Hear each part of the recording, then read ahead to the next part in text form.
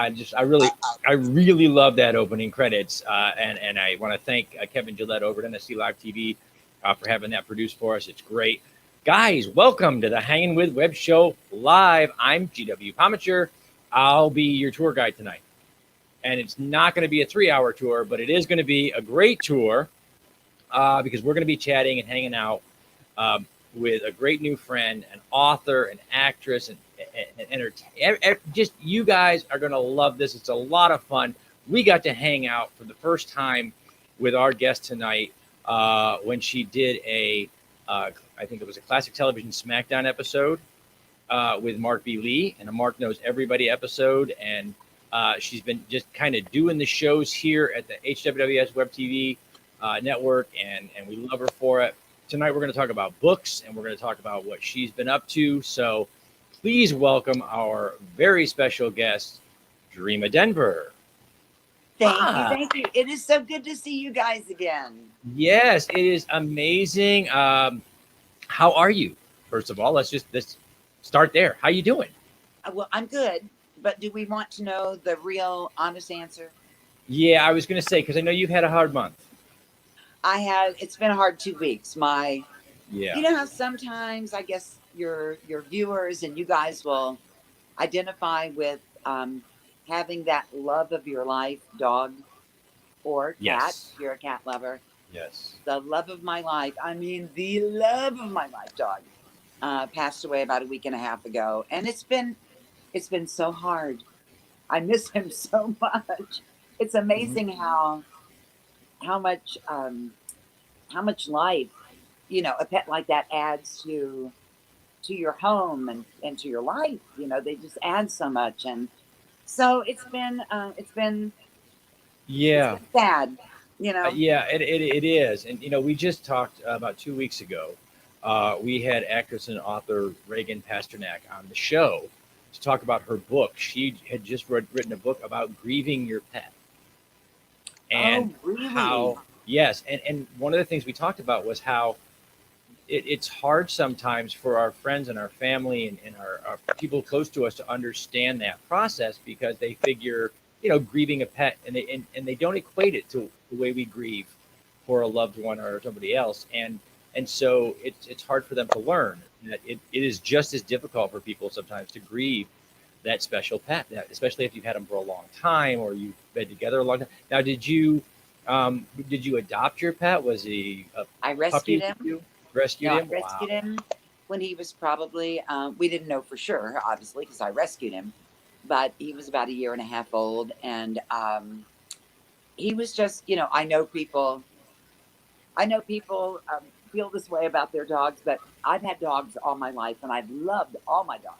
But this one was special. There was just something really, really special. And he just came into my life, and I didn't have to do I've never had it where I didn't have to do anything. I mean, I didn't have to train him. Wow. He never chewed up anything. I know the first time I brought him into my house, he was going by a wooden table and he lifted his leg. And the first time he was in the house, all I said was, we're not going to do that. And he looked at me and put the leg down and went, okay. Oh, right. Wow. Wow. I mean, I took him outside once. I live up on top of a mountain with the woods all around me. And we walked out the front door and there were 5 deer in the driveway. And now this is a dog. He was a husky shepherd mix. Oh, wow. And he literally looked at the 5 deer and looked up at me like, can I do it? And I was like, no, we're not going to chase the deer. And he went, okay. For years after that. I'm not kidding. For years after that. Amazing.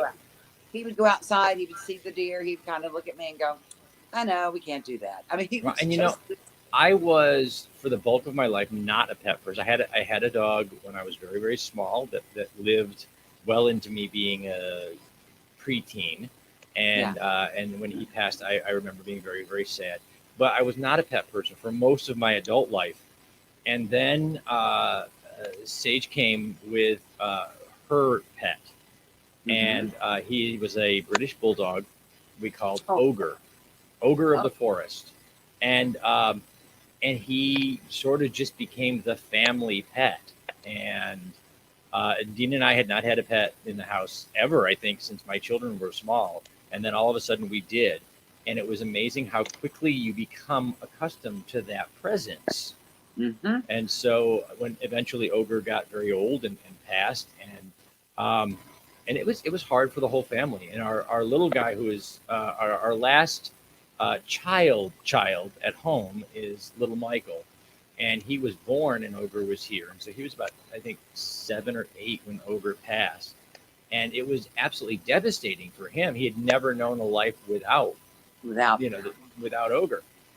The silence, when you lose your pet, the silence is deafening and the emptiness is real. I mean, the house feels, I rattle around here going, it just feels so empty without him, Wow. And I don't want to bring down the show or anything. No, but it's a true process that you go through. And I think a lot of people miss out the fact that, and you heard it. Oh, it was a pet. It wasn't but it was. You really do grieve that loss.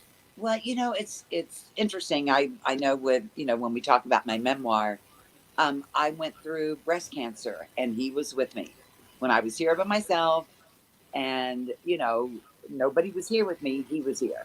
I could hug him and talk to him. And we went through lockdown together, and we've all been through that. So we all know that was not only weird and something none of us have ever been through before, but it was lonely for people who lived alone. So I had him. He was there with me, and it really is. I know there are people who say, well, it's just a dog or it's just a cat. But he was much more than that. He really was my best buddy. And, not to have him feels so strange. But, yeah, you got to go on. And you've got to, I cry every day at some point, every single day.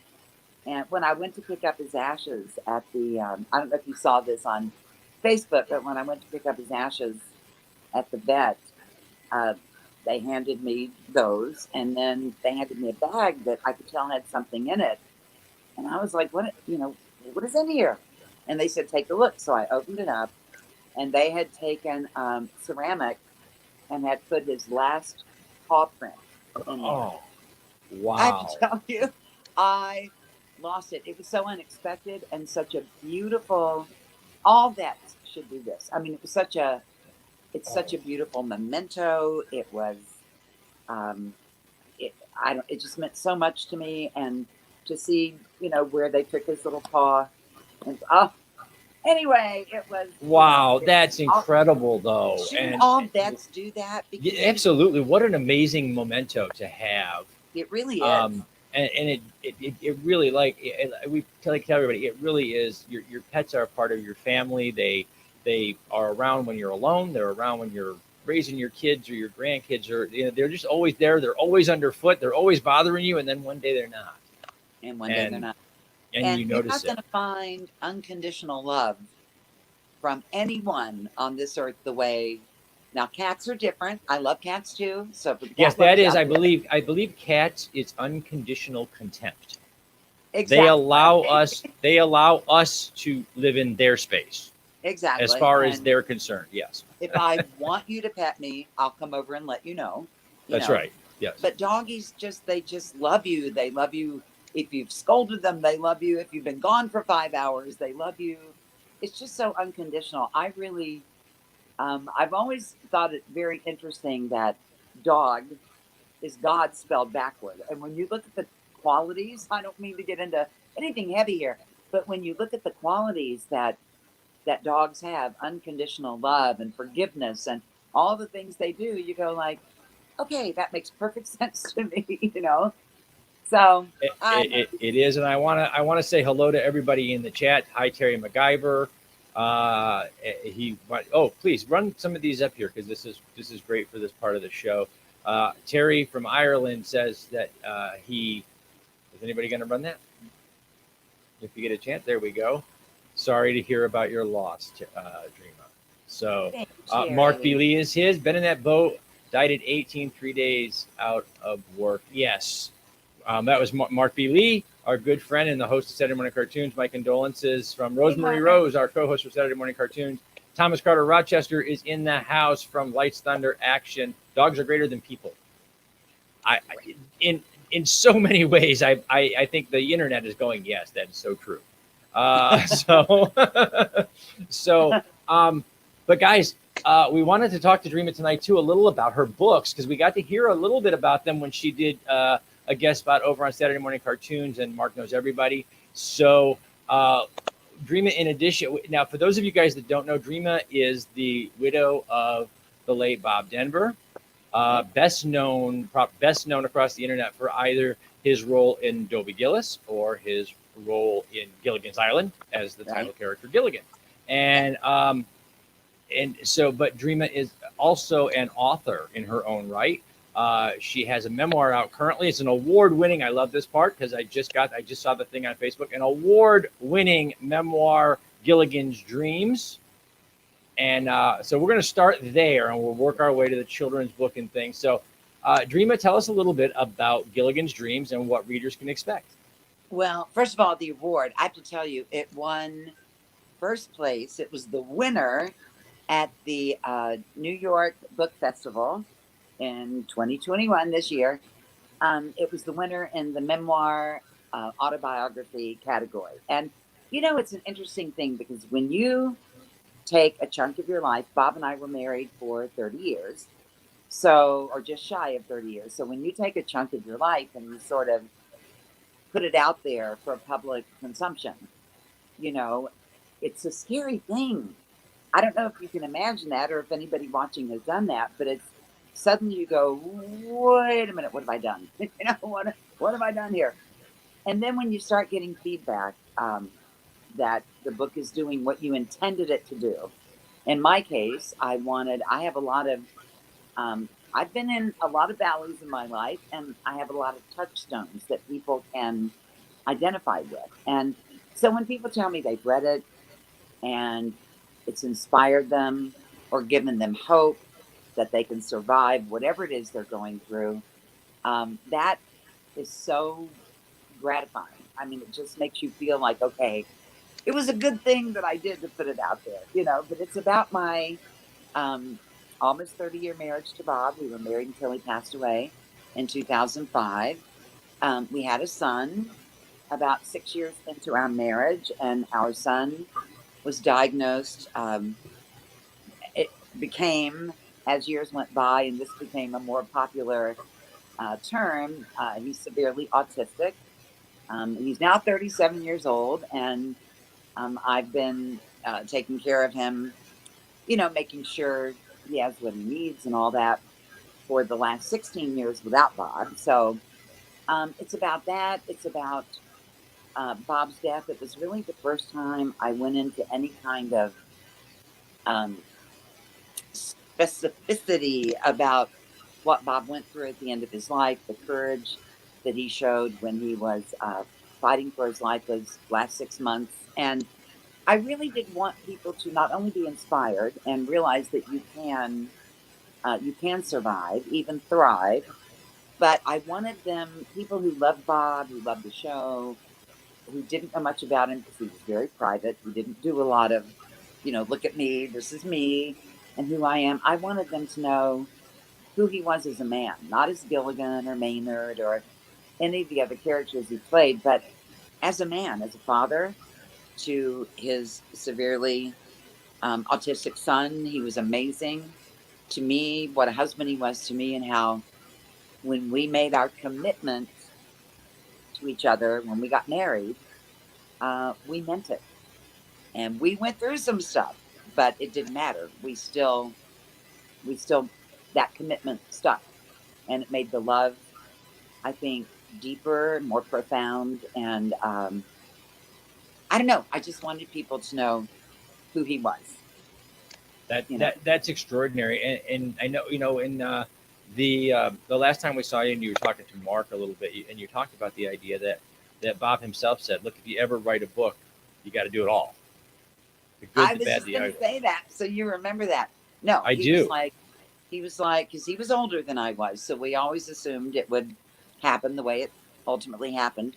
And he did. He said to me, look, you're a good writer. If you ever want to write our story with Colin, that's our son, our love story, if you want to do that, I am all for it. Do it. But if you do it, tell it like it was. Don't pull any punches. Don't sugarcoat it. Tell the good, the bad, and the ugly. And I said, now there's really not much ugly, but you know, there were things in our life. I write about the worst fight that we ever had. When I was writing, but I think that's part of sharing the Bob that you knew with the Bob that fans, you know, knew from shows and television through the years. Is part of reconciling those two images is sharing the fact that, you know, even a great love story like yours, you have fights, you have you know, those things. And I think that helps people out there, especially readers and people who, you know, wanted to know Bob a little more intimately. It helps them to be inspired and to know, hey, you know, if Gilligan can have trouble at home and make it through, so can I. Yeah. You know, I think that's really true because, you know, after our son was diagnosed, when I found out, and I was married to a famous person, you know, I was living day to day with a man that the whole world knew. And even so, when I found out that John Travolta had an autistic son, when I found out that Tony Braxton, there's some kind of comfort in that because these are people that you've heard of, that, you know, maybe you love their music, maybe you watch their movies, whatever it is, and they're in the same boat you're in. And I don't know how to explain it. People out there who are going through it will know what I'm talking about. There's some kind of comfort in that you can be a face that the world recognizes. You can be Bob Denver, who couldn't go anywhere without being recognized, but you can have the same, you know, issues in your life that I have in mine. And I think there's there's something about that just makes you feel less alone. And I wanted that for the readers of the book too, to feel less alone. I think it does. It helps us to realize that no matter how we surround ourselves or what trappings we surround the people we admire with, at the end of the day, there's a common thread of humanity that runs through us. And exactly. helping to remind people of that. It makes them closer to the people that they admire and they love.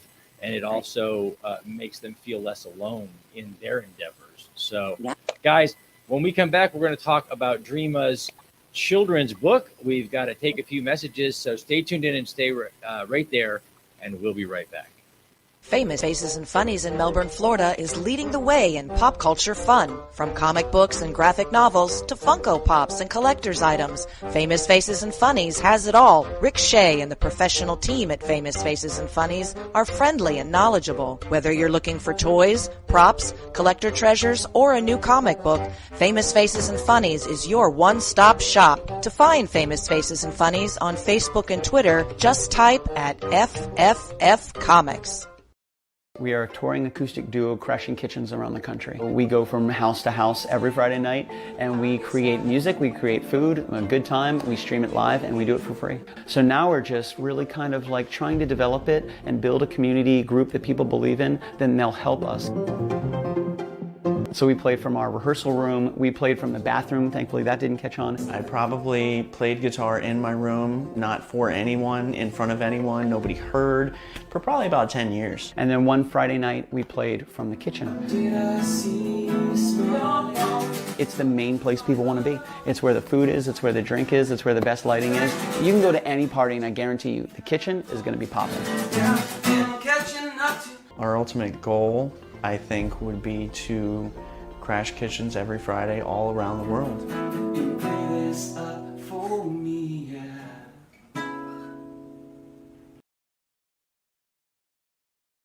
Join author Gary Zeiger for an animatic short film based on his breakaway Stingray novel series. Watch this animatic short based on the novel Stingray, You Can't Hide Forever at stingrayseries.com. In Stingray, You Can't Hide Forever, Captain Epsilon is putting the band back together to rescue his protege's little sister from the evil conglomerate, while keeping his state-of-the-art warship, Stingray, out of their hands. Watch as the adventure unfolds in the groundbreaking animatic short at stingrayseries.com. Then, join the crew of Stingray with the next novel in the series, Stingray Prophecy, where Captain Epsilon and Dr. Zubre are pivotal players in an ancient prophecy. Can they reunite the people of two worlds before they destroy each other?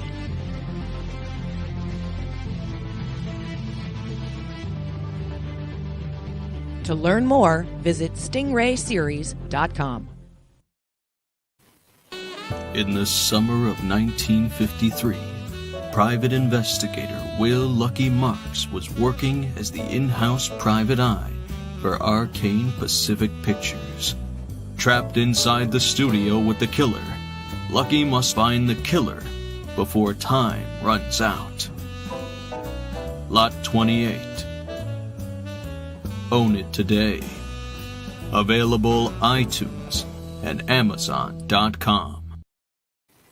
And we're back, everybody. We are hanging out tonight with Miss Dreama Denver.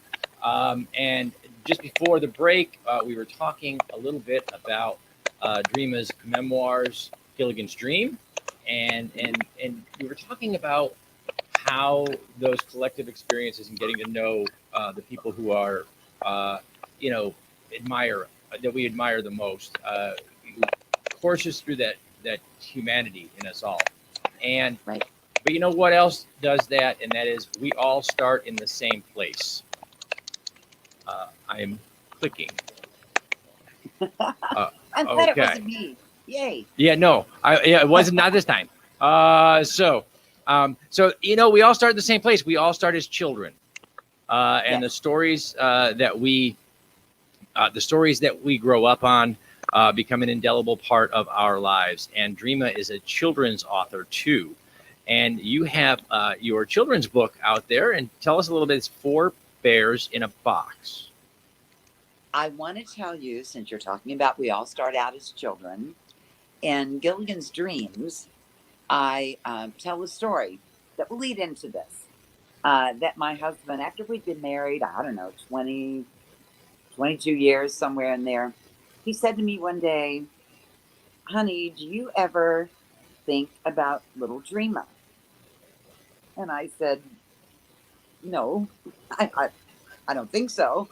And he said, "You should, And I said, "What do you mean?" He said, "Well," he said, "every once in a while, you should sit down, get really quiet with yourself, and go back and remember Little Dreama. Remember what she loved and what made her happy and what games she liked to play and what made her sad and things, experiences in her little life that you feel shaped her." And he told it so much better than I'm telling it. But I mean, I started getting teary because he was just very, kind of emotional about it all, And I said, "Well, do you do that?" And he said, "Oh, yeah." He said, "Every once in a while, I sit down and I give little Bobby a hug. And I tell him how much I love him and how great he has been to me through my whole life, because he is the beginning of what shaped me. His experiences, his feelings, his thoughts are what brought me to where I am today." And I don't know how that sounds to anybody else, but to me that was so profound because I had never done that. And now I do try with some regularity. I should probably do it more often, but I do try to sit down and remember Little Dreama. She was a sweet little girl. It's like it's another person when you go back that far. It is. I remember being angry with my teen self when I went back to college in my 30s. And wow. I still had that young man's college grades because he started at 18. And I really wanted to thrash him because he wasn't a very good student. But when you think about it, you're a different person at different stages in your life. And at Absolutely. 18 or 20, I was a different person than certainly I am, today. But then at 8 or 9, that imaginative, that dreamer that's inside of you that wants to be an astronaut or whatever is that's a very special part of the driving force in your life too. And I think we sometimes forget about that little person. I know. And really, when you sit down and kind of, when you write a memoir, one thing about that, I always heard, you have to relive it. And those are just words and you understand what they mean. Yeah. But when you actually sit down to do it, trust me, You have to go back there. You have to get in that space. You have to feel it and taste it and smell it. And you have to relive it. And it's more than just a phrase. It's a real deal, you know. And so that's kind of what he was talking about, you know, with Little Dreama or Little Bobby. It's like, go back there, remember that little person, get inside that little you and give that little you some love. And that's awesome. And it is incredibly profound. If I spent too much time reliving some of little Garrett's adventures, my nose would hurt because my sister was incredibly cruel. But it is true, and it's so important. I think that every once in a while we acknowledge where we came from and who we are. And I know that as a dad, I tried to always remember that I was that annoying once. I was that little guy. Yeah. And I never wanted to take that joy and that sense of wonder away from my guys as they grew up, because I remembered, you know, vividly how important that was in making sure that when life starts to get rough as an adult, I don't succumb to it, because I still had that little kid in the back of my mind that said, we can do this. Yeah. We can do this. We're going to, you know, be anything we want. And as a parent, you don't know. When I think back to little me, you know, the things that I remember that stuck with me, a lot of them, I'm sure my parents would go, what? We don't even remember that. What do you, what? You know, you don't know what's going to stick in a little head, a little heart, you know. And I don't know. I just thought that I put it in the beginning of my book because I really thought it was profound, and there was something in there that we could take something from that as adults that would be beneficial to us as grown. That is awesome. Grown-ups, you know. So anyway, so that leads to the children's book that you. It does, because if you're going to have things that stick in your mind, guys, here is something: Four Bears in a Box. So let's give us another award-winning book. That's right. So tell us a little bit about Four Bears in a Box. Where did the inspiration for this come from, and what made telling this story and the Four Bears in a Box tale, what made that special to you? Well, the inspiration came from Bob many years ago. He would be amazed. I think he's up there grinning that I did it. I got it done. But our son, when he was growing up, he loved Dr. Seuss. Loved it. And when I tell you that I have read every Dr. Seuss book imaginable at least 10,000 times, I'm not exaggerating. He loved Dr. Seuss. So, you know, Horton hatches the egg and Horton hears a who and green eggs and ham. I got them. They're still in here somewhere. And so when our son, and you know, when he was like 15, he was still loving reading when he was read to. That was his most favorite time. So one night we were doing, you know, bedtime stories, and Bob came in and he said, you know what? I think you should write a children's book. And I said, oh, you do you? And he said, yes. And I said, okay, what would I write about? I said, I'd have to come up with something that little ones would, you know, get behind, something they would like. And he said, don't worry, I've already got the title. And I went, okay, so what's the title? And the title he gave me was Four Bears in a Bag.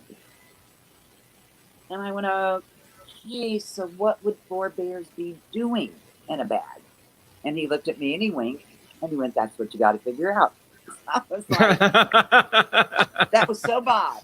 That was so Bob. I'll give you the title. You figure out the rest. So I was like, okay. So it took me about 6 months. I came up with the story about four bears being in a bag. And, you know, he got to hear the story. It wasn't in book form, obviously, but I read it to him and he liked it. And I read it to our son. He didn't get to see pictures and all that, but he seemed to like it. And I thought, okay, this might be good. We should try to get this published. And as it happened, you know, our son got 16, 17, hormonal, more difficult to handle, bigger challenge. And then, of course, by the time he was 20, Bob was diagnosed and the bears got put away and completely forgotten until about 2 springs ago. I think it was the spring of 2018. And I was going through some drawers and I found the story in a manila envelope. And I thought, whoa, wait a minute. And I read it and I thought, you know, it's cute. It's a cute story. And at this point, I had a manager. And so I called my manager and I said, I'm going to text you pictures of pages of a children's story that I wrote. He said, when did you write that? I said, like 20 years ago. But, you know, I know, but it's been put away for such a long time. And let's see if we can get it published. So he found a publisher right away. He was very interested in it, liked it, thought it had potential. But their big note to me at the publishing house, Headline Books, their big note to me was, you know, nowadays children aren't going to know what a brown paper bag is. So would you be willing to change it to a box? And of course, now I was emotionally tied to the bag, you know, because that was Bob's title. But I said, well, let me think about it overnight and I'll let you know. So literally, when I tell you, I could hear Bob's voice in my ear going, honey, if they want to put the bears in a box, let them put them in a box. If that's going to make it better, just do it. So I agreed to it. And of course, that required some rewrites at that point. And it made the book so much better because anybody who has a child, and you will know what I'm talking about, knows that little kids would rather play in the box or with the box. And in the box, around the box, under the box. You can put, you know, if you're a parent out there and you got little tiny ones and you're thinking, what do I get them for that first Christmas that they're playing? It doesn't matter what you put in the box because the box, that's the present. That's what they're going to play with. Yep. Exactly. So when I changed it, I was like, wow, okay, this opens up the whole story because now this box can become a reward that mom gives them when they've done their chores and they've behaved and been good bears. They'll get this box, and in their imagination, it can become anything. So in the story, it becomes a rocket ship, it becomes a race car, it becomes a hot air balloon, it becomes a throne, it becomes all different kinds of things in their imagination. And it just opened up the book. It made it more creative. I've had parents since the book came out last year. Parents literally will take boxes now and take like paper plates and glue them on the side like wheels and use a paper plate glued in the box as a steering wheel kind of a steering thing. wheel, yeah. And they send me pictures of, they'll use little red cupcake holders as red lights on the back of the box, you know, and they get really creative and they send me pictures of their kids playing in the boxes. And it is the most, I have to tell you, being a children's author, I didn't really think about what to expect from it. I don't know, I didn't go that far. It is amazing to know that you're putting something out into the world for our little guys, something good and creative and imaginative, and that they're getting something really positive out of that is the best feeling. I can't tell you. It just fills my heart. And people will send me pictures of their little ones reading the book or them reading the book to the little ones. And it just, you know, it's just amazing. I'm going to show you, wait, if you don't mind, let me find it real quick. I want to show you one of the pieces of art. This book has beautiful art. My illustrator is amazing. But I want you to see when the box becomes a hot air balloon.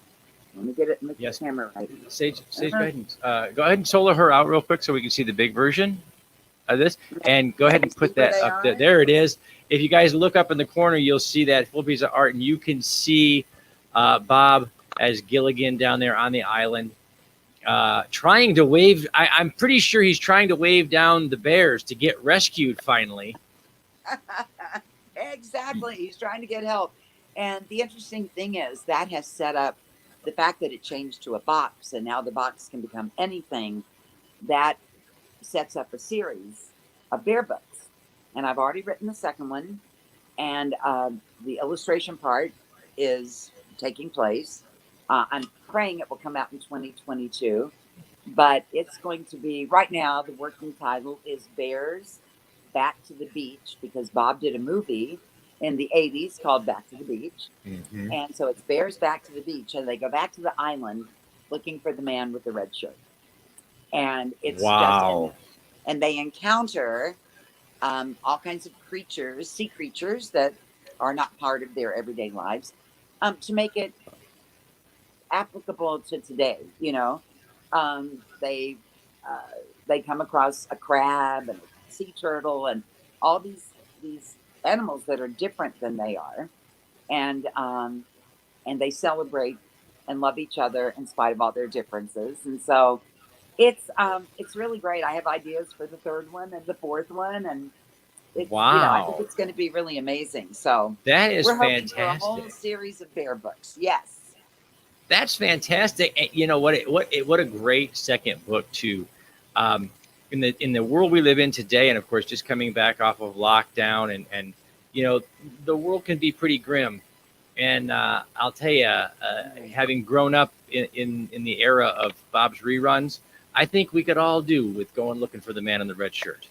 I think we all could do the same thing. I would love to find, and he would be happy that we're all looking for him. It's we don't want to get political or anything, but it is just the world is so, everything feels, to me anyway, so unsettled. I've been on this earth for a while, and I've never experienced anything like what we've all gone through, all of us, for the last couple of I years. think what it is too is we are in so many ways, the gifts that we've been given have a curse attached that we didn't know about. We know everything that happens everywhere, every day. There's a 24-hour news cycle. Yes, There's Facebook, there's Twitter. We're inundated with information. And while this is such an amazing gift, to be able to broadcast from here and to talk to you, Dreama, is a gift. exactly. But every gift has its downside, has the Right. wrapping that we don't see. And part of that is that we are so stressed and we're so taxed by all of it every day that, I remember growing up and Bob's role as a child in the early 70s when they were putting things into reruns. Bob's role was just in making life fun. And the man in the red shirt made life fun. No matter what was happening in the world or what mom was stressed out or dad was stressed out, Gilligan wasn't stressed. He was trapped in a much worse scenario than most of us. And he wasn't stressed. He was just having a good time. So, I mean, it was, yes, me. yeah, I mean, he was doing okay. Desert Island. Yeah. Not a bad place to be stranded. That's right. And There's an innocence that comes along with Gilligan too. yes, That it takes you back to what feels like in this day and age, a more innocent time. And Gilligan himself, the man in the red shirt, was Yes. very innocent. He was very Yes. childlike. And Bob did that on purpose. He wanted that character to be, to show kids who were watching. Of course, it had a huge audience, but he wanted kids to understand that you could mess up, you could make a mistake, and the people who loved you, they might get mad at you, but in the end, they would always come back to loving you. Because, remember how many times was Gilligan put in a cave on the other side of the island because everybody was mad at him? But they always forgave him because he was Gilligan. He had good intentions always, So I think there's something to be said for that too. yeah, and I think a lot of times we could all draw a lesson or two from the man in the red shirt. He taught us all that no matter how old you were or what your station in life was, you could be a little goofy, and you could make mistakes, and you could have a good time with life. And these days we all need that, especially as we come out of quarantine and things like that. Take a breath of that new air that you're breathing and enjoy it a little bit. And speaking of the man in the red shirt, and you had said earlier, part of what inspired Four Bears in a Box was Bob. We have a piece of art that we got from you when you were on Mark's show that we have here. That is now this is a sketch that worked its way. These characters made their way and became Four Bears in a Box. But here's a sketch that Bob drew, I believe. Yes. Yes. Yeah. So these are Bob's concept art for Four Bears in a Box. That was one day when I was writing the story. He was sitting on the sofa watching TV, and those are pencil sketches that he did of the Four Bears. And thankfully, somewhere along the way, when I put the text away, I tucked those drawings in between in between the title page and the first page of the story.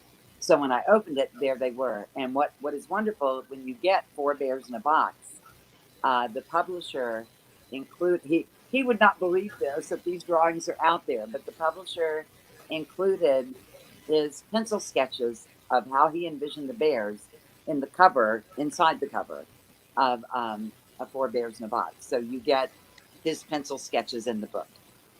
Oh, wow. That Which I is think incredible. well, yeah, I can show you. I know it's hard to see, but I'll show you real quick. Right Go ahead and inside. solo her there's the on. Let's book, take a look. and they're, let me get here. I have to go the opposite way. They're right there. Wow. And it tells you what they are. It tells you that they're his hand sketches. So, yeah. So those are part of the book. And then the other cool thing that a lot of children's books don't have, I think, is at the very end they asked me to write the story and how the book came to be. So for the grandparents who are reading the book, or the parents, you know, in the very back, there is the story. See, there's another Gilligan. Oh, wow. And there is my story of how this book came to be. So I don't know. I think it's got, I know I'm partial. I know that. But, you know, I know that I have a invested interest in this, but he, I don't know. I just think there are cool things in there that a lot of books don't have, you know.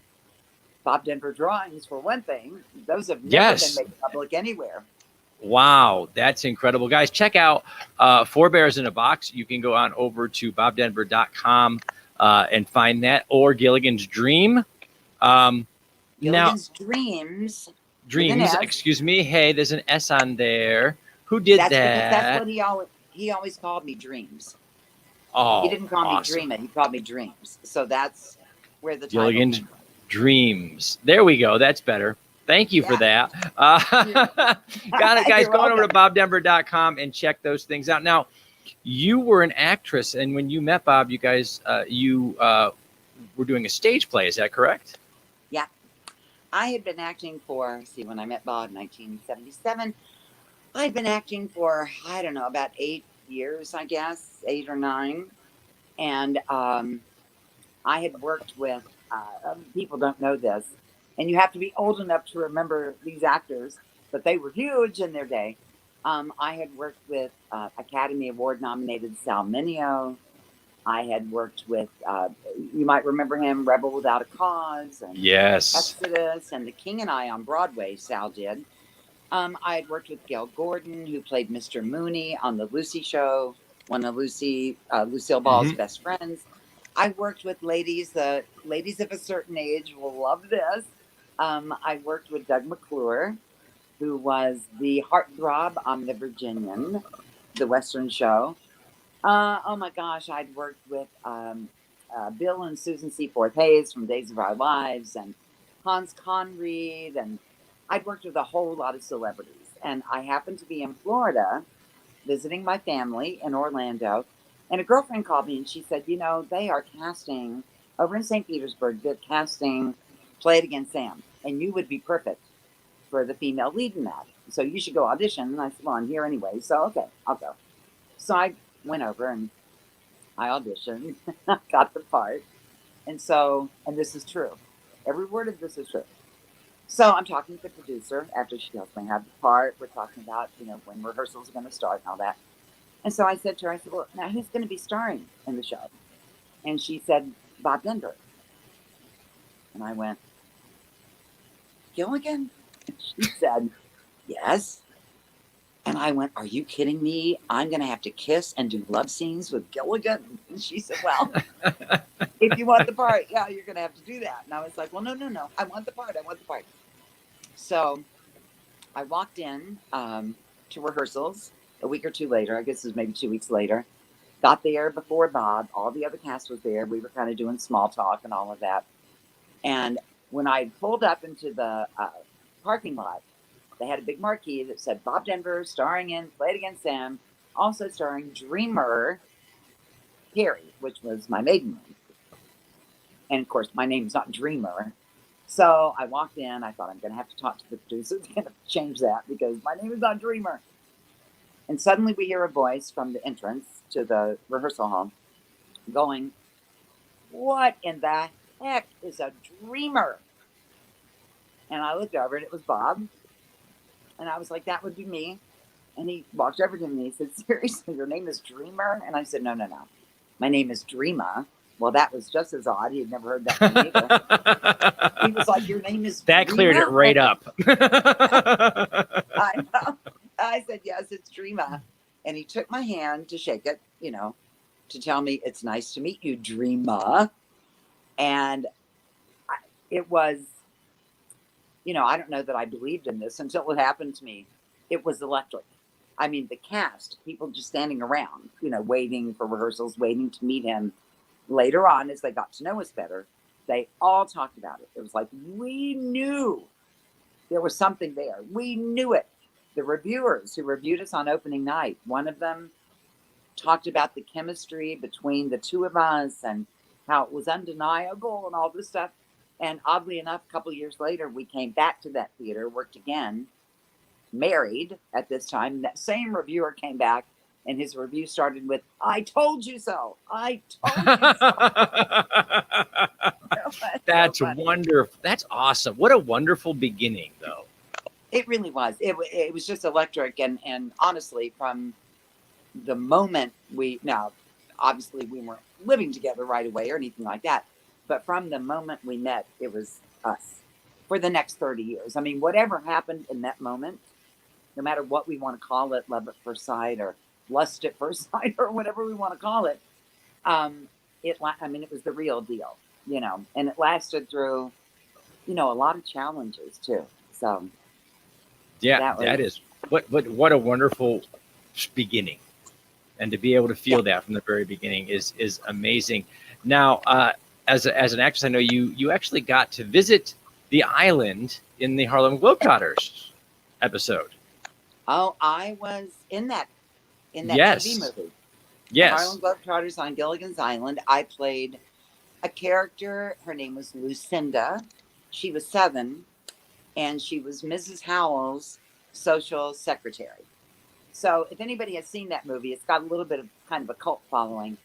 I was one of the cheerleaders at the basketball game between the Globetrotters and the Robots. And, looking back on it now, it was so much fun to do.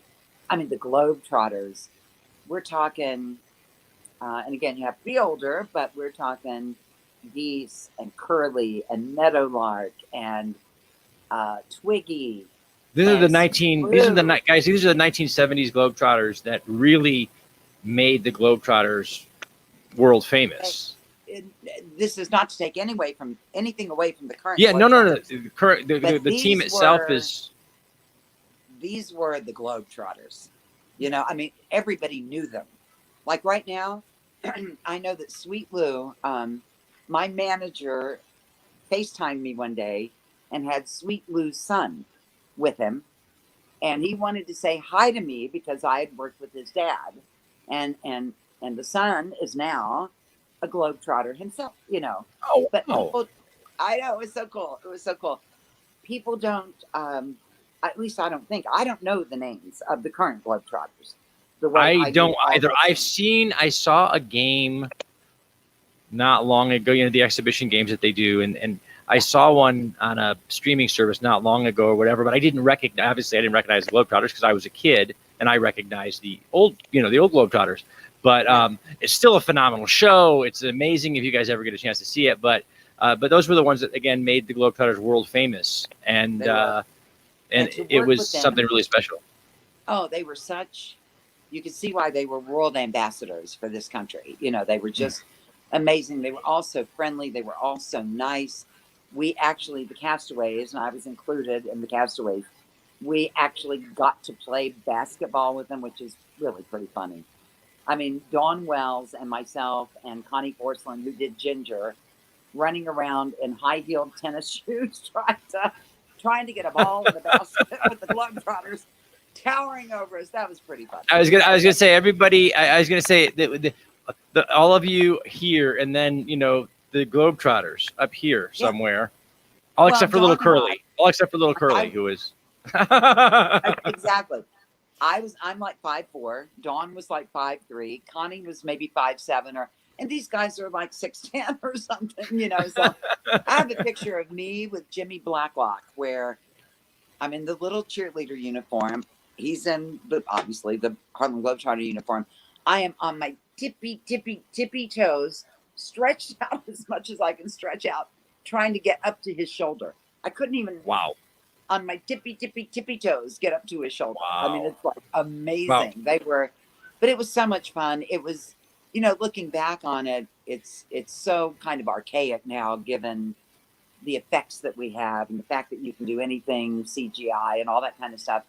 The robots were actually people inside of very archaic looking robot outfits. Four bears in a box. You know. It was just real old timey stuff. So it's really kind of you know, it's certainly, you know, out of date now. Obviously, there's so much better, but there's something. It was so much fun to make. We had such a good time, and it was the last Gilligan movie. Jim Backus, that was the last thing he ever did on film. I did with him, which we didn't know that was going to be the case at the time. But he came in on the last day to shoot one little scene. The whole script had been built around Jim. And then Jim was very sick and couldn't do it. So they brought in a young actor named David Ruprecht, who did Supermarket Sweep. Do you remember that show at all? Not very well. I remember the name, yeah. Well, he played Thurston Howell the Fourth, which kind of threw us all because the Howells had never talked about having children. kids. Talked about having them, yeah. They had no children, but we had to have something. So he came in, did a great Jim Backus. I mean, he just was so great and did that. Jim came in to do this one scene. I ended up being in the scene with him.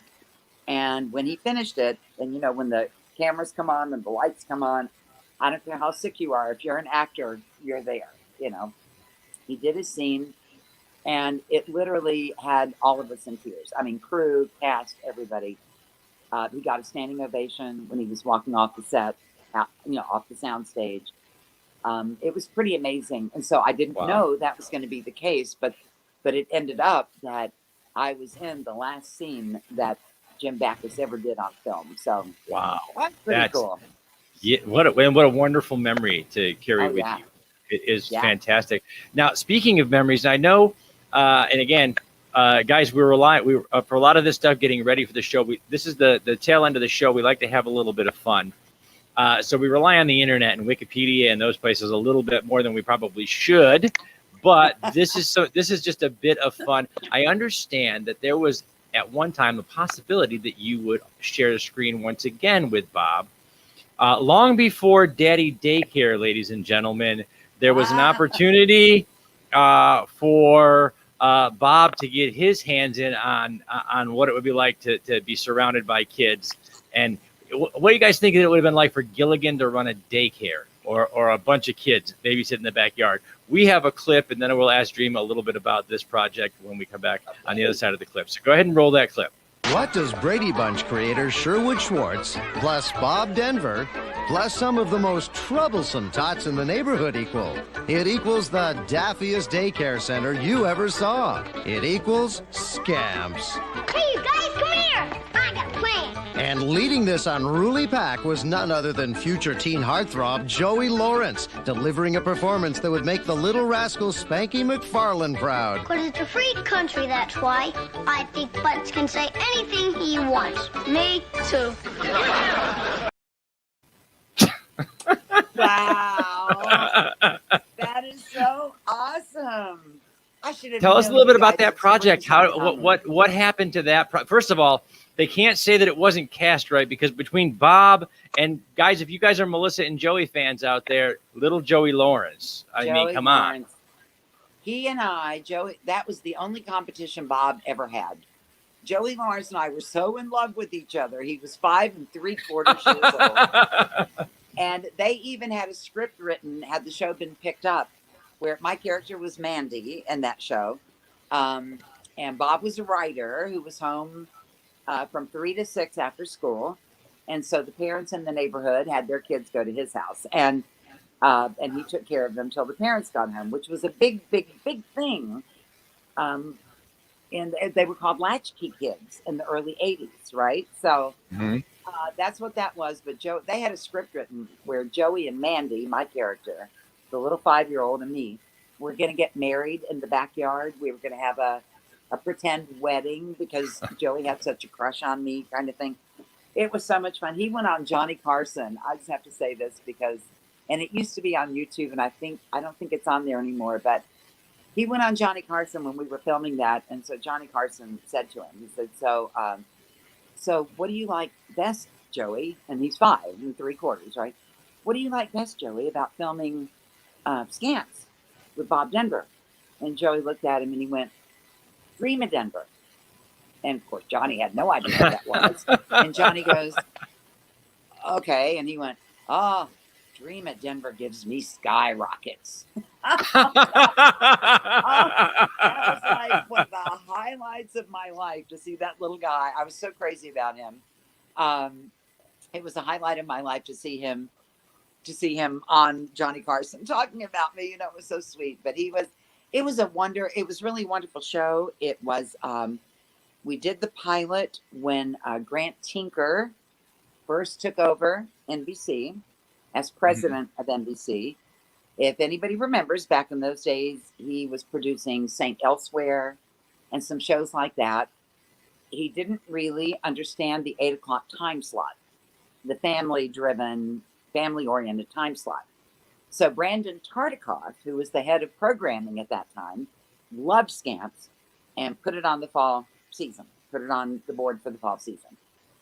They showed it to Grant Tinker, who didn't get it.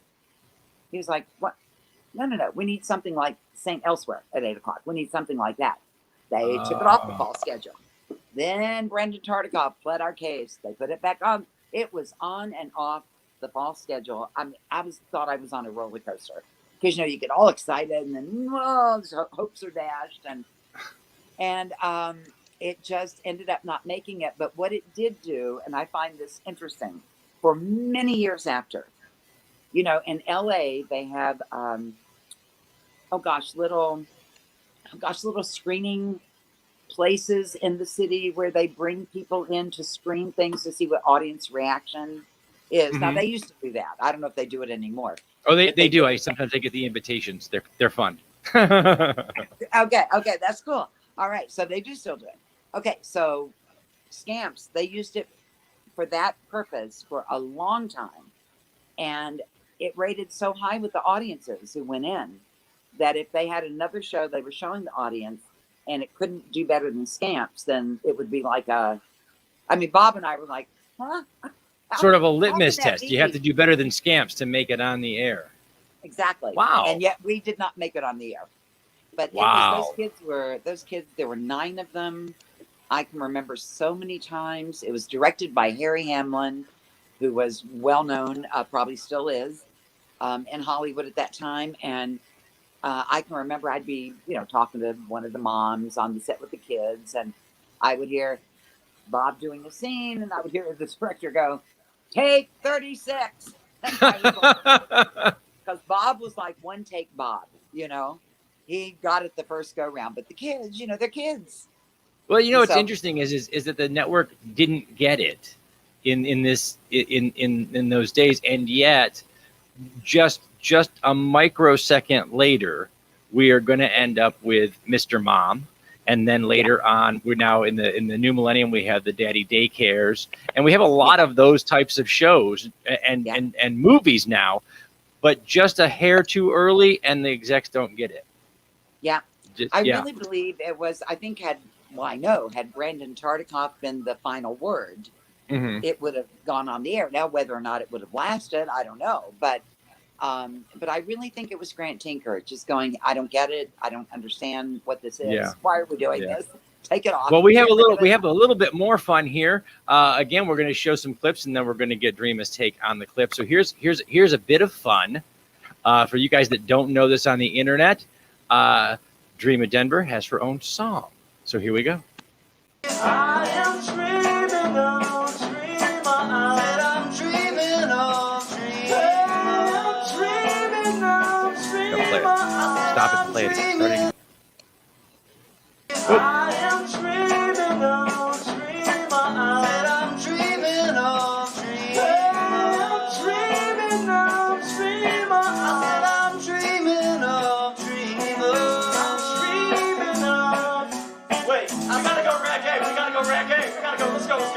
I said I'm dreaming of Dreama. I'm dreaming of Dreama.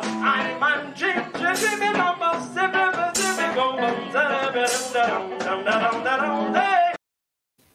Now that's Dreaming of Dreama from Flight 24. I haven't seen that in forever. I used to MC open mic locally, and that was at Flight 24. They were some college kids from Bluefield College, I think it was, and they would come every Wednesday, I think it was, and they made it. I'd totally forgotten about that. They made it. How sweet was that? You guys, you know how to pull surprises out of your hat, don't you? Yes, we try. We try. Actually, that's all Sage back there. She loves to do the research and find the fun bits. Well, so, thank you. Yes. Guys, we're wrapping up about an hour here. We want to thank Dreama for coming and hanging out with us for an hour and telling us all about her books and her life with Bob. And there's so much more that you guys can find out at bobdenver.com. Check out some other links that I'm going to have Sage make sure she drops in the chat for you guys, because you guys can check out Dreama's work with Honor Flight. You guys can check out her work there locally with the Bob Denver Museum, which is in the theater, I believe, correct? That's inside We're renovating a 1911 theater, and the theater is going to include the Bob Denver Museum. You know, we have the Andy Griffith Museum down the road in North Carolina.